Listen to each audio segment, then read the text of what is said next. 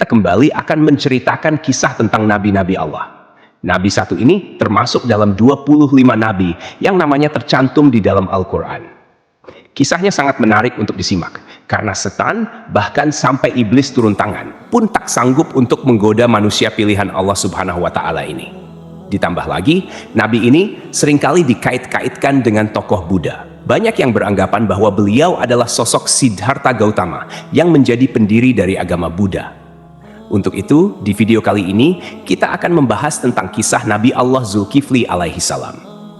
Assalamualaikum warahmatullahi wabarakatuh. Sobat beriman yang dimuliakan Allah. Alangkah lebih baik jika sahabat sekalian bantu channel ini terus berkembang dengan cara like, komen, dan subscribe. Semoga kita selalu dalam keadaan sehat walafiat, dipanjangkan rezekinya, dan dimudahkan urusannya. Amin ya rabbal alamin. Nama Nabi Zulkifli disebutkan hanya 2 kali di dalam Al-Quran, yaitu di dalam surat Syad ayat 48. Dan ingatlah kan Ismail, Ilyasa, dan Zulkifli. Semuanya termasuk orang-orang yang paling baik.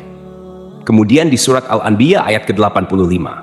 Dan ingatlah kisah Ismail, Idris, dan Zulkifli. Semuanya mereka termasuk orang-orang yang sabar. Meskipun Zulkifli tidak disebutkan secara tegas dalam Al-Quran bahwa beliau adalah seorang nabi, karena di kedua ayat tersebut nama Zulkifli disebutkan dengan pujian bersamaan dengan para nabi lainnya. Maka para ulama dan sejarawan menyimpulkan bahwa Zulkifli juga seorang nabi. Menurut pendapat dari Imam Ibnu Katsir, di dalam kitab Tafsir Al-Quran Al-Azim, beliau menegaskan bahwa Zulkifli adalah seorang nabi, utusan Allah Subhanahu wa Ta'ala. Alasan beliau, tidak ada seorang pun yang namanya disebut dalam deretan nama nabi-nabi, kecuali dia adalah seorang nabi. Akan tapi teman-teman, ada pula beberapa ulama yang menyebutkan bahwa Zulkifli bukanlah seorang nabi. Akan tetapi, beliau hanyalah seorang yang saleh dan adil. Di antara sekian banyak ulama yang berpendapat demikian adalah Imam Ibnu Jarir At-Tabari. Teman-teman, Zulkifli bukanlah nama sebenarnya. Itu adalah sebuah julukan atau nama kehormatan yang diberikan untuk seseorang. Di dalam kitab Ibnu Katsir, nama asli dari Zulkifli adalah Basyar atau Bashar. Disebutkan juga di sana bahwa Nabi Zulkifli adalah putra dari Nabi Ayub alaihi salam. Jadi nasab beliau adalah Basyar bin Ayub. Nasab lengkapnya adalah Basyar bin Ayub bin Amus bin Tawaf bin Rum bin Aish bin Ishak bin Ibrahim al-Khalil.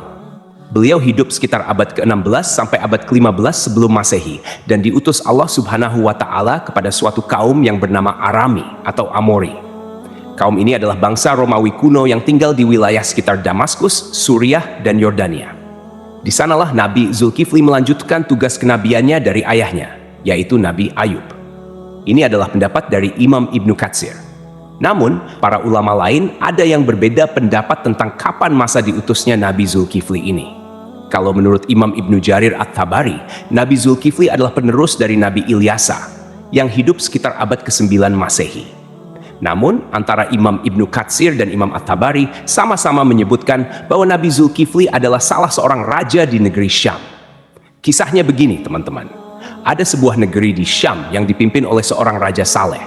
Raja ini merupakan salah seorang nabi yang diutus Allah Subhanahu wa Ta'ala.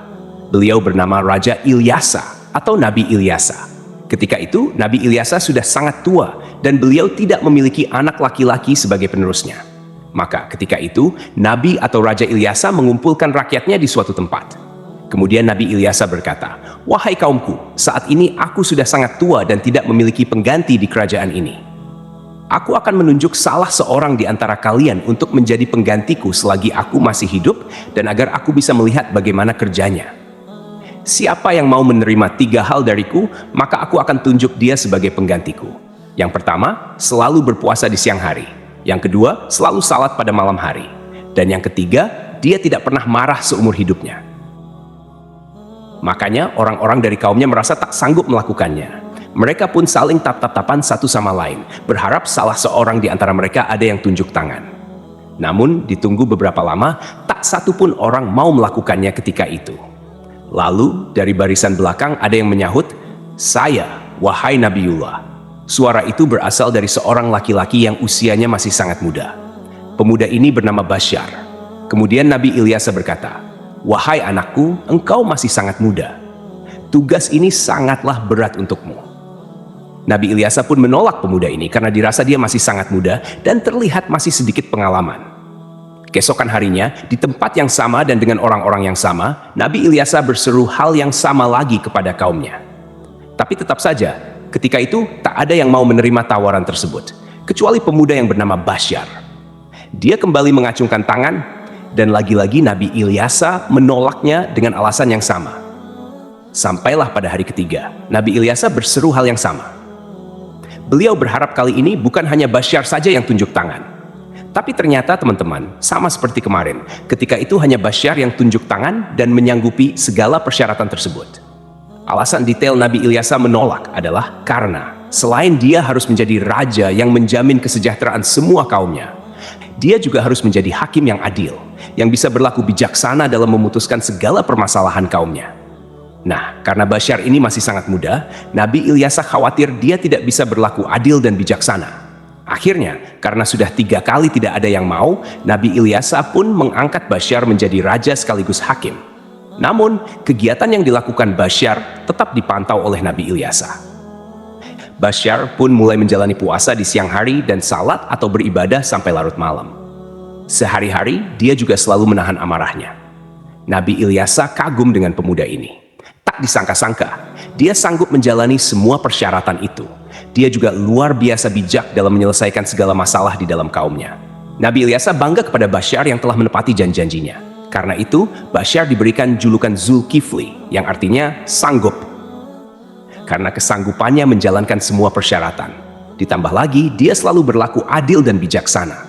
Sobat beriman yang dimuliakan Allah, kisah naiknya Zulkifli atau Basyar menjadi raja disampaikan oleh Imam Ibnu Katsir di dalam kitabnya yang berjudul Qisasul Anbiya. Hanya saja, nama rajanya berbeda, bukan Nabi Ilyasa, melainkan di sana dituliskan raja itu bernama Yasa. Lain halnya di dalam kitab Ibnu Jarir, beliau menuliskan bahwa raja pada masa itu adalah Nabi Allah Ilyasa. Seiring berjalannya waktu, Nabi Ilyasa pun meninggal dunia. Kini, Raja Zulkifli tak ada lagi yang memantau. Sepeninggal Ilyasa, Nabi Zulkifli memimpin negeri Syam dengan sangat baik. Zulkifli sangat mementingkan urusan rakyatnya daripada urusan dirinya dan keluarganya. Beliau memegang teguh janjinya untuk selalu berpuasa di siang hari, beribadah di malam hari, dan tak pernah sekalipun marah. Zulkifli selalu sabar dalam keadaan apapun. Di sisi lain, iblis melihat kesalehan dan kebaikan Nabi Zulkifli dalam memimpin rakyatnya, serta begitu kuatnya dia memegang janji. Maka, iblis pun tak tinggal diam. Kemudian, iblis mengutus tentaranya, yaitu setan-setan yang sangat kuat, untuk menggoda Zulkifli supaya minimal goyah sedikit keimanannya. Berkali-kali iblis mengutus setan untuk menggoda, berkali-kali pula mereka gagal. Tak ada satupun setan yang berhasil menggoda Nabi Zulkifli ini. Akhirnya, iblis berinisiatif untuk turun tangan langsung menggoda Nabi Zulkifli. Dia pun mulai mencari waktu yang tepat.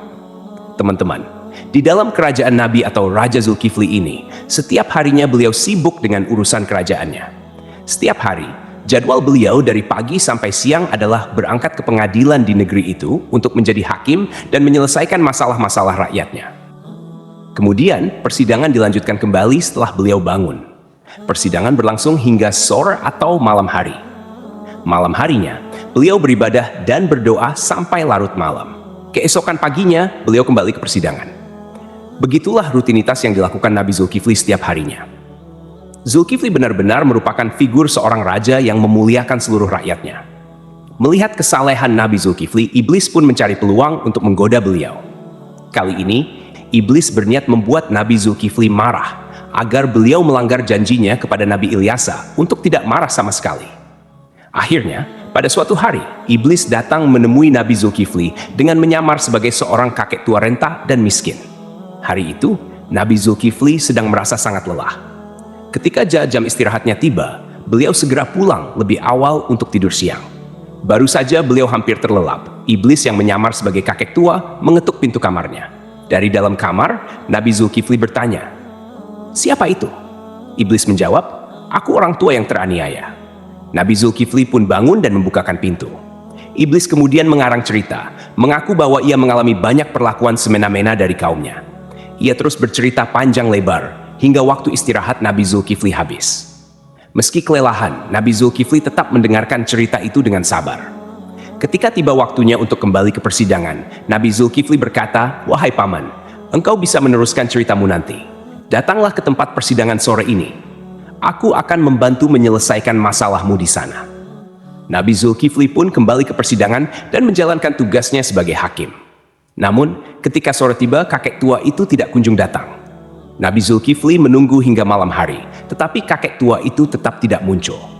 Beliau pun pulang ke rumah dengan pikiran bahwa mungkin kakek tua itu akan datang esok hari. Keesokan harinya, Nabi Zulkifli seperti biasa duduk di persidangan untuk menyelesaikan permasalahan rakyatnya. Beliau menunggu hingga siang, tetapi kakek tua itu tetap tidak datang. Ketika waktu istirahat tiba, Nabi Zulkifli menutup sementara majelisnya dan pulang untuk tidur siang. Namun, baru saja beliau tertidur, kakek tua yang sama kembali mengetuk pintu. Nabi Zulkifli membuka pintu dan berkata dengan lembut, "Wahai paman, bukankah sudah kukatakan padamu kemarin, datanglah ketika aku di persidangan. Aku akan menyelesaikan masalahmu di sana." Namun, kakek tua itu kembali mengarang cerita, berbicara panjang lebar hingga waktu istirahat Nabi Zulkifli habis untuk kedua kalinya. Meski sangat lelah, Nabi Zulkifli tetap sabar.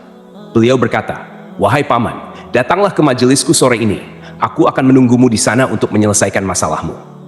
Kakek tua itu pergi dan Nabi Zulkifli kembali ke persidangannya. Karena tak sempat istirahat, beliau tampak sangat lelah dan mengantuk. Ketika sore tiba, Nabi Zulkifli mencari kakek tua itu di tempat persidangan. Tetapi kakek tua itu tidak datang lagi. Nabi Zulkifli berdoa kepada Allah Subhanahu wa Ta'ala agar diberikan kesabaran dan keteguhan hati, sehingga beliau tidak marah. Pada hari ketiga, ketika waktu istirahat tiba, Nabi Zulkifli pulang dengan cepat. Hari itu, beliau merasa sangat lelah, bahkan lebih lelah dari hari sebelumnya. Sebelum beristirahat, Nabi Zulkifli mempesan kepada para pengawalnya dan seorang anggota keluarganya, "Jangan biarkan siapapun mendekati pintu ini. Aku ingin tidur. Hari ini aku sangat lelah." Baru saja Nabi Zulkifli tertidur, iblis yang menyamar sebagai kakek tua kembali datang dan mengetuk pintu. Namun, penjaga pintu dengan tegas berkata, "Hai paman, raja sedang istirahat. Beliau tidak ingin diganggu." Kakek itu berusaha memaksa masuk dengan alasan, "Aku sudah memiliki janji dengan raja untuk bertemu hari ini." Namun, penjaga tetap tidak mengizinkannya dan memintanya menunggu hingga waktu istirahat selesai. Iblis pun pergi, tetapi kemudian dia menemukan sebuah lubang di atas kamar Nabi Zulkifli. Melalui lubang itu, iblis memanjat dan masuk ke dalam kamar Nabi Zulkifli yang sedang tertidur. Iblis mendekati Nabi Zulkifli untuk membangunkannya, dengan tujuan membuat beliau marah. Saat terbangun, Nabi Zulkifli melihat kakek tua itu dan bertanya, "Hai paman, apa yang kau lakukan di kamarku? Bukankah aku telah menyuruhmu untuk menemuiku di persidangan?" Hampir saja Nabi Zulkifli marah, tetapi beliau menahan amarahnya dengan sekuat tenaga. Melihat Nabi Zulkifli tetap sabar, iblis merasa putus asa. Lalu iblis berkata, "Wahai raja, coba lihat aku. Apakah engkau tidak mengenali siapa aku?" Nabi Zulkifli memperhatikan lebih jelas dan berkata, "Engkau pasti musuh Allah." Kakek tua itu menjawab, "Benar, aku adalah iblis. Engkau membuatku tak berdaya dalam segala hal. Aku melakukan ini semua untuk membuatmu marah agar kau melanggar janjimu." Namun, iblis akhirnya menyerah karena tidak berhasil membuat Nabi Zulkifli marah. Lalu ia pergi meninggalkan kamar tersebut. Cobaan dari kaum yang menentang. Selain gangguan dari iblis, Nabi Zulkifli juga menghadapi cobaan lain berupa pemberontakan dari sebagian kaumnya. Beberapa orang dari kaumnya menentang kekuasaannya dan berencana menghancurkan kerajaannya. Mereka bahkan ingin Nabi Zulkifli turun dari jabatannya sebagai raja. Melihat situasi ini, Nabi Zulkifli mengumpulkan pasukannya untuk melawan para pemberontak. Sayangnya, sebagian besar kaumnya enggan ikut berperang karena takut mati di medan perang. Mereka memberikan syarat yang hampir mustahil, yaitu jaminan bahwa mereka akan tetap hidup dan tidak terbunuh selama pertempuran. Nabi Zulkifli pun berdoa kepada Allah Subhanahu wa Ta'ala, memohon agar seluruh pasukannya diberikan keselamatan. Dalam pertempuran yang berlangsung sengit, doa Nabi Zulkifli dikabulkan oleh Allah. Tidak ada satupun anggota pasukannya yang gugur dan pasukan Nabi Zulkifli berhasil meraih kemenangan. Keberhasilan memimpin kerajaan. Setelah kemenangan itu, kerajaan Nabi Zulkifli menjadi lebih tentram dan sejahtera. Nabi Zulkifli memimpin dengan keadilan dan kebijaksanaan, menjalani hidup dengan sederhana, serta selalu mementingkan kesejahteraan rakyatnya. Beliau dikenal sebagai pemimpin yang sabar, tidak pernah marah, dan selalu memegang teguh janjinya. Dalam tafsir Imam At-Tabari, disebutkan bahwa Nabi Zulkifli adalah penerus dari Nabi Ilyasa. Namun, sebagian ulama lainnya meyakini bahwa Nabi Zulkifli adalah orang yang sama dengan Nabi Yehezkiel, yang dimakamkan di Babilonia, di sebuah tempat bernama Al-Kifl, yang kini berada di kawasan Irak. Abdullah Yusuf Ali dalam The Holy Quran menyebutkan bahwa kata Kifli adalah bentuk Arab dari Yehezkiel, yang berasal dari bahasa Ibrani. Berdasarkan pendapat ini, Zulkifli bukanlah sebuah julukan melainkan nama asli. Terlepas dari kebenaran pendapat ini, para ulama seperti At-Tabari, Ibnu Katsir, Ibnu Ishaq, dan Ibnu Qutaibah sepakat memandang Yehezkiel sebagai Nabi Allah. Ibnu Katsir bahkan mengisahkan Nabi Zulkifli dan Nabi Yehezkiel sebagai dua cerita yang berbeda. Artinya kedua nabi ini dianggap sebagai tokoh yang berbeda. Ada pula perdebatan panjang yang menyebutkan bahwa Zulkifli adalah sosok Buddha Siddhartha Gautama, seorang tokoh yang diyakini sebagai pendiri agama Buddha. Siddhartha Gautama diperkirakan hidup antara abad ke-6 hingga ke-4 sebelum Masehi. Beberapa pendapat menyatakan Buddha adalah Nabi Zulkifli. Ada juga yang menghubungkannya dengan Nabi Idris, dan bahkan ada yang menyebut Buddha adalah Nabi Khidir. Pendapat ini salah satunya didasarkan pada anggapan bahwa kata Kifli adalah bentuk Arab dari kata Kapil, kependekan dari Kapila Wastu, yaitu ibu kota Sakya dan tempat tinggal Siddhartha Gautama sebelum meninggalkan istana. Salah satu pendukung teori ini adalah Hamid Abdul Qadir dalam karyanya Buddha the Great, His Life and Philosophy. Beliau menyimpulkan bahwa prinsip hidup Nabi Zulkifli memiliki banyak kesamaan dengan filosofi yang diajarkan Siddhartha Gautama. Pendapat ini diperkuat oleh Al-Qasimi, seorang ahli tafsir yang menafsirkan surah At-Tin, Saka. Pohon Tin, tempat Buddha mendapatkan wahyu dan menjadi rasul. 2. Pohon Zaitun, tempat Nabi Isa diangkat menjadi nabi dan rasul. 3. Gunung Sinai, tempat Nabi Musa menerima mandat dari Allah. 4. Negeri Mekah yang aman, tempat Nabi Muhammad SAW menerima wahyu. Dalam tafsir tersebut, timbul pertanyaan mengapa agama Buddha dan Kristen disebut lebih awal dibandingkan Yahudi dan Islam. Ibnu Taimiyah menjelaskan bahwa hal ini karena agama Buddha berada lebih jauh dari kebenaran, kemudian Kristen dan Yahudi lebih mendekati, sedangkan Islam disebut terakhir karena kesempurnaannya. Namun, ada juga pendapat lain yang menghubungkan Buddha dengan Nabi Khidir. Dalam Al-Milal wa An-Nihal yang ditulis oleh Asy-Syahrastani, dijelaskan bahwa jika ajaran-ajaran Buddha benar, maka ia memiliki banyak kesamaan dengan Nabi Khidir. Adapun pendapat yang menyatakan Buddha adalah Nabi Idris didasarkan pada beberapa kesamaan, seperti aturan memakai jubah kebikuan. Dalam kitab Mustadrak Al-Hakim dari Ibnu Abbas, dikatakan bahwa Nabi Daud adalah seorang pembuat perisai, Nabi Adam seorang petani, Nabi Nuh seorang tukang kayu, Nabi Idris seorang penjahit, dan Nabi Musa seorang penggembala. Sementara itu, Siddhartha Gautama yang dikenal sebagai Buddha adalah seorang pangeran, putra Raja Sudodana. Pada usia 7 tahun, Pangeran Siddhartha memiliki 3 kolam bunga teratai, yaitu kolam bunga teratai biru, Upala, kolam bunga teratai merah, Paduma, dan kolam bunga teratai putih, Pundarika. Kata Atsidar, Sidra, atau Sidar yang merujuk pada makna bunga teratai menjadi hal yang patut diperhatikan, terutama bila dikaitkan dengan Nabi Idris. Kisah sang Buddha yang mencapai kesempurnaan menuju nirwana dianggap memiliki kesamaan dengan Nabi Idris yang mencapai surga Allah tanpa melalui kematian. Pada suatu malam, Pangeran Siddhartha memutuskan meninggalkan istananya dan menjalani hidup sebagai seorang pertapa. Di usia 40 tahun, beliau dikatakan diangkat sebagai nabi. Sebagaimana nabi-nabi lainnya, Buddha Gautama juga meramalkan kedatangan Nabi Muhammad SAW. Dalam ajarannya, ia menyebutkan tentang Buddha Maitreya. Aku bukanlah satu-satunya Buddha. Selepas aku akan lahir seorang Buddha lagi yang dikenal dengan nama Maitreya. Dia akan memiliki banyak sifat-sifat mulia dan utama. Sejarawan Muslim bernama Al-Biruni yang pernah tinggal bertahun-tahun di India mencatat dalam kitabnya Al-Hind bahwa para penganut Buddha di India tidak menganggap Buddha sebagai Tuhan, melainkan hanya seorang nabi. Demikianlah kisah Nabi Zulkifli yang dihubungkan dengan Siddhartha Gautama.